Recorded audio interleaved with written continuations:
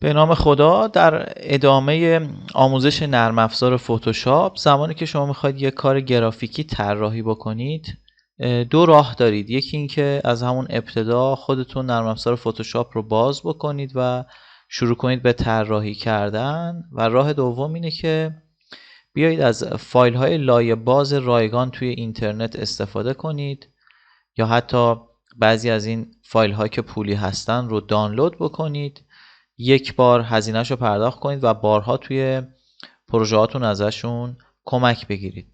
ببینید، من میخواستم خیلی کاربردی این جلسه رو تدریس بکنم.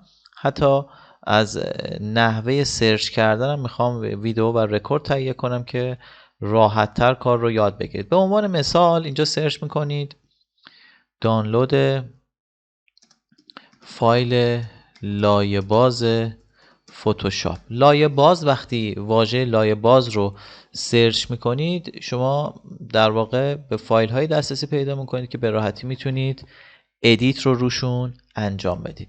یه سرچ میکنم، خیلی سایت های مختلفی میاد. حالا بعضیاشون همینجوری نوشته لایه باز، بعضیاشون هم واقعا به صورت رایگان فایل لایه باز بهتون تخصیص داده میشه. مثلا من سایت ملت وب رو باز میکنم، دانلود طرح لایه باز. اینایی که اینجا مشاهده میکنید اینا همشون به صورت رایگان قابل استفاده هستن.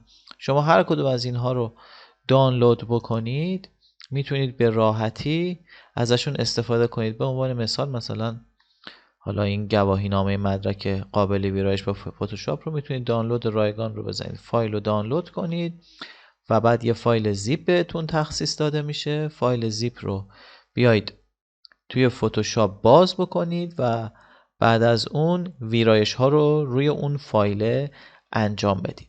برای اینکه وقت این ویدیو کمتر گرفته بشه، من یک فایل لایه باز رو دانلود کردم و توی فتوشاپ باز کردم. حالا میخوام روی این بیشتر در موردش با همدیگه صحبت بکنیم.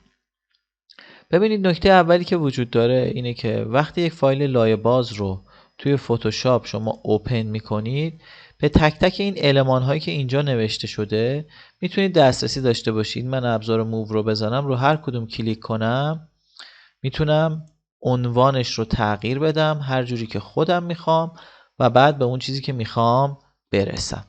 خب ما الان فرض کنید میخوایم در مورد یه بیزینس یه طرحی بزنیم. این طرح از قبل آماده است، فقط من این انگلیسی ها رو بکنم فارسی و اضافه کنم با توجه به محتوای خودم، فایلم به سرعت طراحی میشه.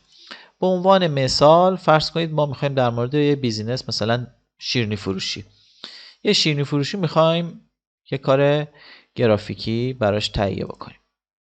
خب من وقتی این بنر، پوستر یا هر چیزی اسمشو شما میتونید بذارید، بنر، پوستر، کاور یا هر چیزی رو میخوام مورد استفاده قرار بدم، بهتره که یک تصویر از بیزینس خودم رو درج کنم توی محتوای این فایل تمپلیت آماده شده.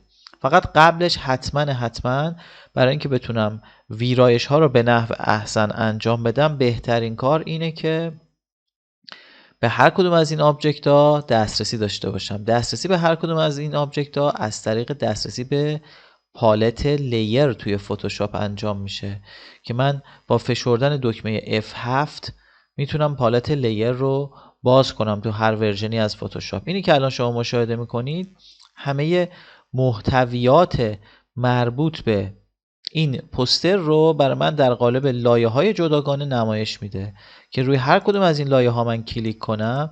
ببینید مثلا من لاین رو کلیک کنم، این لاین، این پایین اسمیت میبینید لاین داره، این یعنی میخواد بگه که این خط اینه. روی این چشمش بازو بسته کنم میتونم ویرایش ها رو انجام بدم، یا این محتوای متنی که حالا مشاهده میکنید رو هر لایه کلیک کنم جای اون آبجکت رو توی سند کاری به من نشون میده و بعد من میتونم ویرایش ها رو انجام بدم. پس مهمترین کاری که توی فتوشاپ برای کارهای تمپلیتی باید انجام بدید اینی که حتما باید از طریق فشردن دکمه F7 لایه ها رو باز بکنید و با لایه ها بتونید کار بکنید.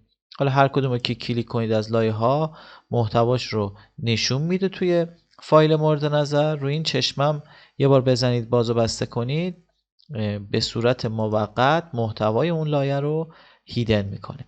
فقط نکته‌ای که وجود داره زمانی که از تمپلیت های خارجی استفاده میکنید، بهتر متنای فارسی که میخواید اضافه کنید و توی یک سند کاری جداگانه بنویسید و بعد اینجا اضافه کنید توی کارتون. فرض کنید مثلا ما در مورد یه شیرینی فروشی میخوایم حالا یک پوستر تهیه کنیم. اولین کاری که انجام میدم این وسط که یه دایره قرار داده شده، خودش هم علامت دوربین گذاشته، بعد یه عکس بذارم. بهترین کار اینه که برم یه عکس دانلود کنم. میرم توی مرورگرم، مثلا میزنم دانلود عکس با کیفیت شیرینی، یه کلیک میکنم روی ایمیج. بعد از اینکه حالا داره سرچ میشه، روی ایمیج کلیک میکنم که عکسای با کیفیت بیاد. یه عکسی که در واقع مخاطب رو جذب میکنه، جلب میکنه ذهنش رو به سمت خرید شیرینی، میام اینجا انتخاب میکنم. حالا هر کدوم رو که بخوام از اینجا مثلا بیایم اینو انتخاب کنیم. بذار یکم بیشتر نگاه کنم. یکی از عکسایی که با کیفیت تر هست رو انتخاب میکنم. به عنوان مثال حالا من اینو انتخاب میکنم. میام اینجا یک کلیک میکنم تا عکس باز بشه. رزولوشن عکس رو میبینم، اگه اندازش کوچیک باشه یه عکس دیگه انتخاب میکنم. الان این عکس خودش واترمارک داره، اینجا اسمش رو نوشته، ولی چون حالا مهم نیست من ازش استفاده میکنم. ولی شما دقت کنید که هیچ وقت عکس واترمارک دار استفاده نکنید. خب میام کارم رو سیو میکنم که بعد بتونم مورد استفاده قرار بدم توی کارم. یه فولدری به اسم تولید محتوا من اینجا روی لپتاپم دارم.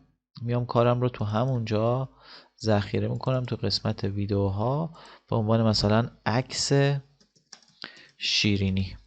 حالا بعد بیام این عکس رو توی فتوشاپ باز کنم و ادیتش کنم. میام تو منوی فایل، اوپن، و از مسیری که عکس رو ذخیره کردم میرم عکس رو باز میکنم. عکس روی دسکتاپ بود توی فولدر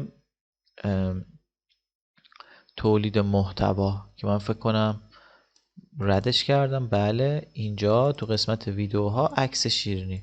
اوپن میکنم عکس رو، ببینیم چه عکسی میاد تو سند کاریمون و بعد میام رون عکس ادیت ها رو انجام میدم و چیزی که میخوام رو به دست میارم. ببینید الان این تصویر منه. خب وقتی من میخوام از این عکس استفاده کنم تو این فایل، بهتره که یک برش دایره شکل از اون شیرینیه بگیرم بندازم تو این صفحه. خب میام اینجا ابزار سلکت رو انتخاب میکنم.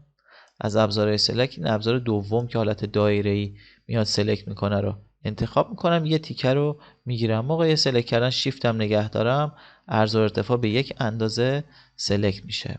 خب این یه تیکه سلکت میشه. برای اینکه این عکس رو بتونم بندازم توی سند کاری فتوشاپ یه کنترل سی میزنم. بعد میام تو فایل نهایی یه کنترل وی میزنم و عکس من اومد افتاد تو اون دایره. یه کنترل تی میزنم که اینا رو جلسات قبل درس دادم که بتونم اندازه تصویر رو یکم کوچیک کنم. بعد از اینکه کنترل تی رو فشار دادم شیفت رو نگه میدارم و از هندل های اطراف یه کوچولو تصویرم رو کوچیکتر میکنم که بتونم تو دل این در واقع دایره که برای من در نظر گرفته شده برای درج عکس قرار بدم. در انتها این فلش رو میزنم. الان یه شیرینی رو من اومدم گذاشتم توی سند کاری، جورم شد چون قهوه‌ای، اینجام زرده، شکلم خوشگل شد. اینم لایه‌شه، ببینید این لایه مورد نظرمه. خب حالا در ادامه باید یه سری متون اضافه بکنم.